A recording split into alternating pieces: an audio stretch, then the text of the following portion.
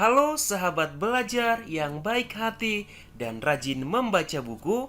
Bagaimana kabarnya? Semoga sehat dan tetap semangat ya. Untuk video kali ini kita akan membahas bab 4 Masyarakat Indonesia pada masa praaksara, Hindu, Buddha, dan Islam.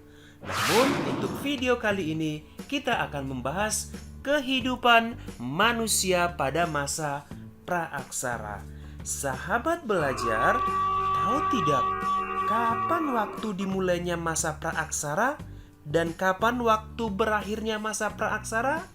Penasaran? Mari kita ikuti penjelasannya. Sahabat belajar, bahwa masa praaksara merupakan salah satu periode dalam kehidupan manusia. Masa praaksara berasal dari gabungan kata yaitu pra dan aksara. Pra artinya sebelum dan aksara tulisan. Dengan demikian, masa praaksara artinya masa di mana manusia belum mengenal tulisan. Masa praaksara disebut juga dengan nirleka.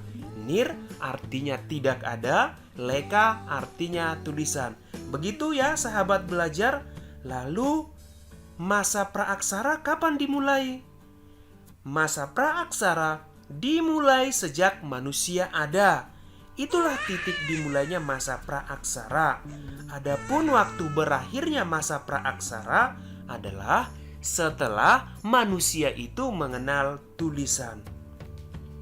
Pertanyaan, apakah setiap bangsa atau negara masa praaksaranya sama atau berakhirnya masa praaksaranya sama? Tentu tidak ya.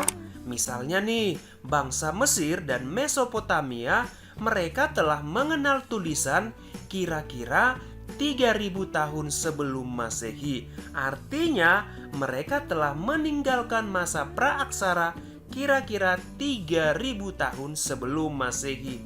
Lalu, Indonesia kapan ya? Penasaran?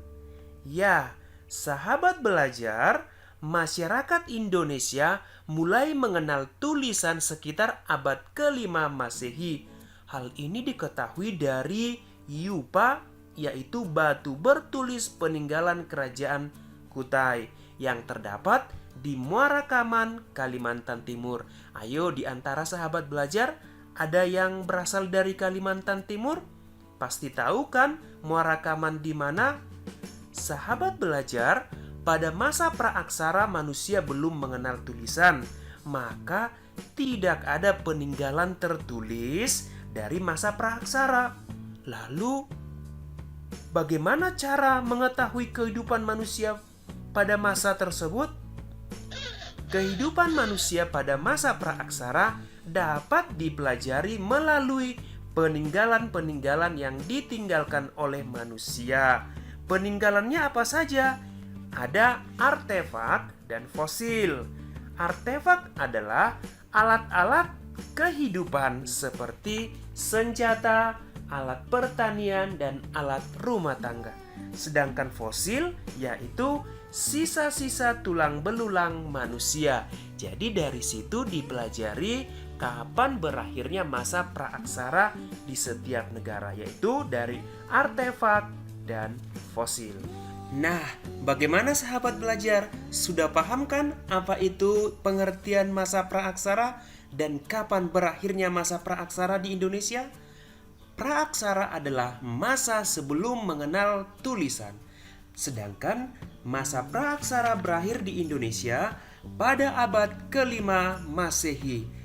Ayo sahabat belajar, sebelum kita akhiri video berikut, coba kamu perhatikan beberapa benda berikut.